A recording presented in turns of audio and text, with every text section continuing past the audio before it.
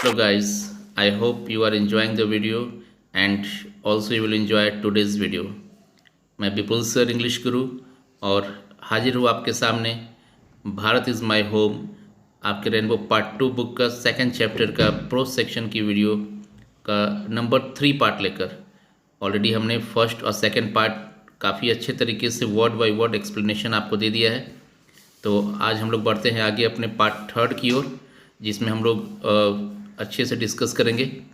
और अगर आपने अभी तक चैनल को सब्सक्राइब नहीं किया तो चैनल को सब्सक्राइब करें और बेल आइकन ज़रूर प्रेस करें ताकि आपको टाइम टू टाइम नोटिफिकेशंस मिलती रहे, क्योंकि मैं अभी आपके लिए लगातार वीडियोस लेके आता रहूँगा ताकि आपके सिलेबस टाइम पे पूरे हो।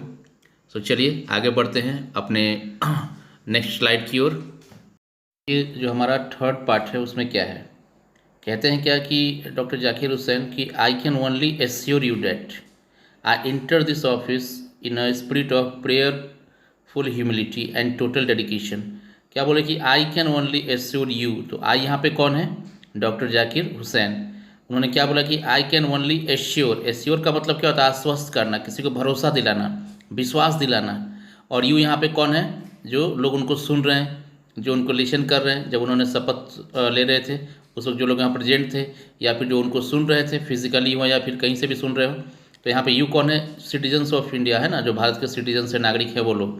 तो क्या बोल रहे हैं कि I can only assure you that, कि मैं आपको भरोसा दिला सकता हूँ। क्या भरोसा दिला रहे हैं? किसको? भारतीय नागरिकों को। कि that I inter this office, मैं इस ऑफिस में इंटर करता हूँ, प्रवेश कर रहा हूँ। तो ऑफिस किसकी बात हो रही है? ऑफिस बोलने से यहाँ क्या मालूम पड़ रहा है? वो प्रेसिडेंट ऑफिस की बात कर रहे हैं, है ना। तो बोले कि मैं इस ऑफिस में प्रवेश कर रहा हूँ इन अ स्पिरिट, एक भावना के साथ, एक सोच के साथ। किस तरह की सोच?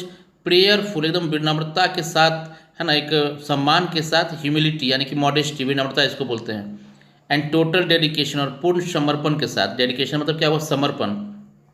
यानी कि अगर हम पूरे लाइन को देखें तो क्या समझ रहे हैं? वो कह रहे हैं क्या कि I can only assure you, मैं आपको इस बात का विश्वास दिलाता हूँ, भरोसा दिला सकता हूँ कि मैं इस ऑफिस में जो प्रवेश कर रहा हूँ, मतलब मैं इस पद को जो ग्रहण कर रहा हूँ, वो एक सम्मानपूर्वक, है ना, बिल्कुल सम्मानपूर्वक, एक मॉडेस्टी के साथ, उस भावना के साथ, और टोटल डेडिकेशन, पूर्ण समर्पण के साथ। मतलब उनका इस पद पे आना ही, इस कार्य को ग्रहण करना ही उसका पर्पज़ ही है कि वो बिल्कुल अपने आप को कभी भी, है ना, एरोगेंस नहीं आने देंगे, कभी अपने ऊपर घमंड, अहंकार हावी नहीं होने देंगे। और इसलिए लोगों को भरोसा दिला रहे हैं कि मैं बिल्कुल मॉडेस्ट रहूँगा, विनम्र रहूँगा सबके साथ, और मैं सबकी समस्याओं को, अपने देश को आगे ले जाने का काम करूँगा। I have just taken the oath, बोले कि अभी अभी मैंने ओथ यानी कि शपथ लिया है, ऑफ लॉयल्टी। लॉयल्टी समझते हैं किसी चीज़ के प्रति वफादारी, ईमानदारी, सच्चाई।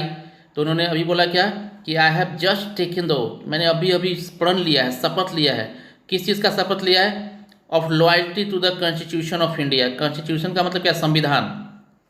उन्होंने बोला कि मैंने अभी जो शपथ लिया उसमें मैंने किसके प्रति वफादार होने का, ईमानदार होने का, कर्तव्यनिष्ठ होने का समर्पण लिया है। तो वो क्या है? भारत का संविधान। मतलब उन्होंने अपने शपथ में स्पष्ट रूप से ये क्लियर कर दिया है कि मैं भारतीय संविधान के प्रति बिल्कुल पूर्ण रूप से क्या रहूँगा? वफादार रहूँगा, ईमानदारी के साथ अपने काम को करूँगा। It is the constitution of a comparatively new state which its free citizen have for the first time in history given to themselves। देखिए बोल रहे हैं कि बहुत ही गर्व की बात है, बहुत ही प्राइड की बात है क्या कि the constitution of a comparatively new state. ये संविधान किसका है? कंपैरेटिवली, तुलनात्मक, एक नए जगह का, एक नए देश का है ना, जिसको कि किसने बनाया है?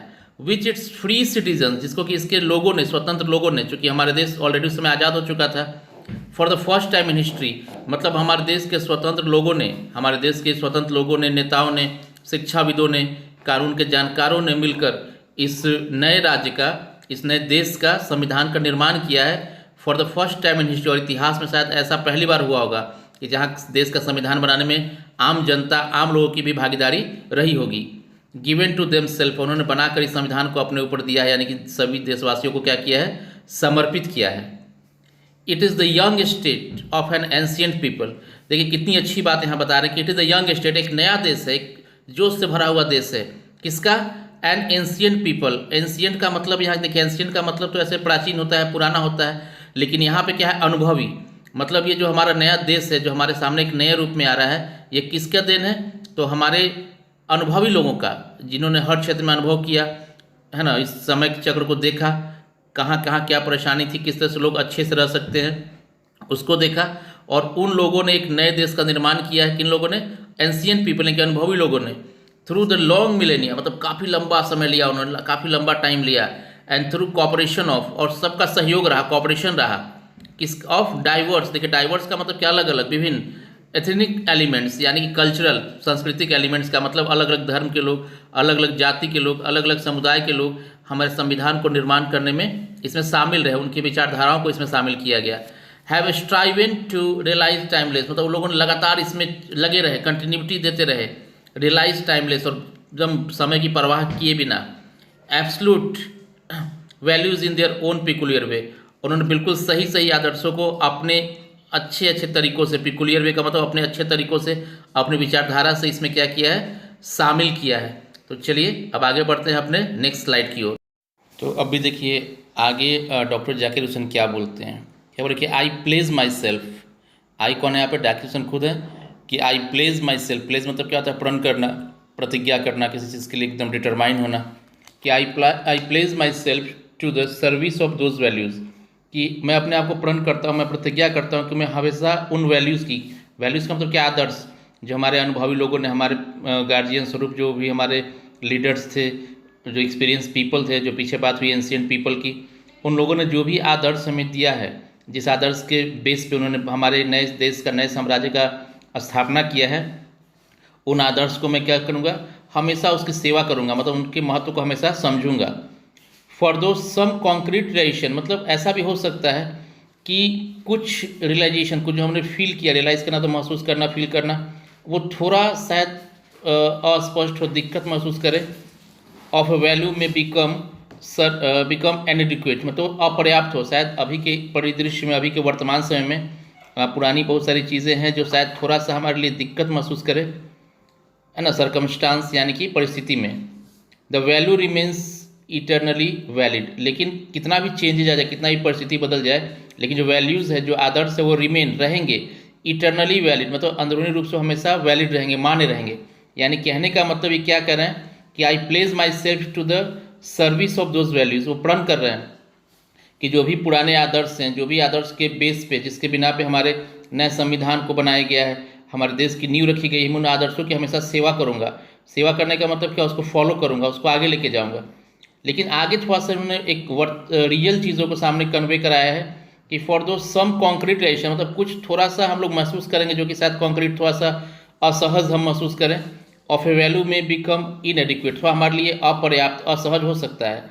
With the change of circumstance, परिस्थिति बदलने के साथ साथ, क्योंकि बहुत सारी ऐसी चीज़ें हैं जो समय के साथ, परिस्थिति के साथ बदलती हैं, लेकिन वो साफ साफ कह रहे कि ठीक है परिस्थिति बदलेगी, उसका स्वरूप बदलेगा, लेकिन उसका बेस क्या रहेगा? वही रहेगा। वही बात यहाँ कहा है उन्होंने कि the value remains eternally valid, मतलब वो वैल्यू का रूप बदलेगा, जो आदर्श है हमारे, उसके स्वरूप बदलेंगे, रूप बदलेंगे, लेकिन वो इटर्नली अंदर से वही रहेगा, मतलब उसका स्वरूप बदलेगा। कैसे हमारे यहाँ पहले लोग पूजा करते थे धोती कुर्ता के अंदर, आज लोग पैजामा में जाते हैं, पैंट शर्ट में जाते हैं, लेकिन पूजा का भाव तो वही है। तो वही बात यहाँ भी कह रहे हैं कि आदर्श का रूप तो बदल सकता है, स्वरूप बदल सकता है, लेकिन वो आदर्श वही इटर्नली रहेंगे जो कि हमको प्रेरणा देंगे।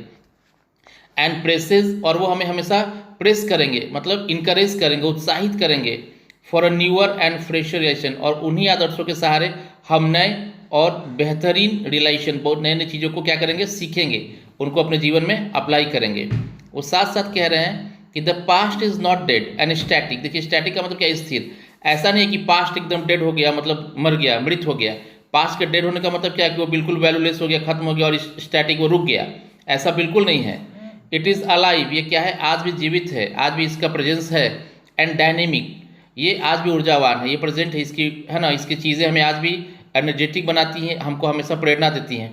क्योंकि आपको मालूम है कि पास्ट को कभी नहीं भूलना चाहिए, कभी नहीं छोड़ना चाहिए। पास्ट हमको हमेशा कुछ ना कुछ सिखाता है, इसीलिए हम लोग हिस्ट्री पढ़ते हैं, और हिस्ट्री के बिना हमारा प्रेजेंट और फ्यूचर सब बेकार है। तो पास्ट ऑलवेज हमको इंस्पिरेशन देता है। वही चीज़ यहाँ पे उन्होंने कहा है कि it is alive and dynamic and is involved, और वो पास्ट आज भी इन्वॉल्व है, शामिल है in determining the quality of our present. Determine करने का मतलब क्या? कोई भी चीज़ को फिक्स करना, उसके बारे में बताना कि वो आज भी शामिल है। क्या शामिल है? आज भी पास्ट, है ना, in determining the quality of our present, हमारे वर्तमान का क्वालिटी को डिटरमाइन करने में, उसको बताने में कि हमारा वर्तमान कैसा होगा, हमारा वर्तमान की क्या क्वालिटीज़ होंगी, वो कितना अच्छा होगा, इन सब को डिटरमाइन क्या कर रहा है हमारा पास्ट, वो उसमें शामिल है। क्योंकि पास्ट से ही हम प्रेरणा लेकर अपनी गलतियों को सुधारते हैं, पास्ट से ही प्रेरणा लेकर हम अच्छी चीज़ें, नई चीज़ों को अप्लाई कर पाते हैं। And the prospect of our future, और हमारे भविष्य का भी स्वरूप, प्रोस्पेक्ट, वो सारी चीज़ें क्या करिए, पास्ट ही डिसाइड करेंगी हमारी। तो मतलब उन्होंने एक छोटा सा संदेश, एक मैसेज दे दिया कि वो हमेशा हमारे संविधान के प्रति समर्पित रहेंगे। और हमारा संविधान, इतिहास में शायद पहली बार ऐसा हो रहा है कि कोई भी देश के लोगों ने ही, अनुभवी लोगों ने ही अपने देश के लिए एक संविधान का निर्माण किया है, और इसमें सभी लोगों की बराबरी का ध्येय रखा गया है। और उन्होंने स्पष्ट बोला है कि हमारे पास्ट, भले ही आज स्वरूप चेंज हो रहा है, सर्कमस्टांसेस, परिस्थितियाँ बदल रही है, लेकिन हमारे पास्ट के वैल्यूज़, हमारे प्राचीन समय के जो आदर्श है, वो आज भी हमारे साथ इटर्नली मौजूद है। और वही वैल्यूज़ हमको फोर्स कर रहे हैं, हमको रियलाइज़ करा रहे हैं कि हम कुछ नया नया अडॉप्ट करें, नई चीज़ों को सीखें। और पास्ट, ऐसा नहीं कि नई चीज़ को सीखने का मतलब पास्ट खत्म हो गया या उसका वैल्यू खत्म हो गया, नहीं, बिल्कुल गलत है ये बात। उन्होंने ऐसा स्पष्ट रूप से क्लियर किया है।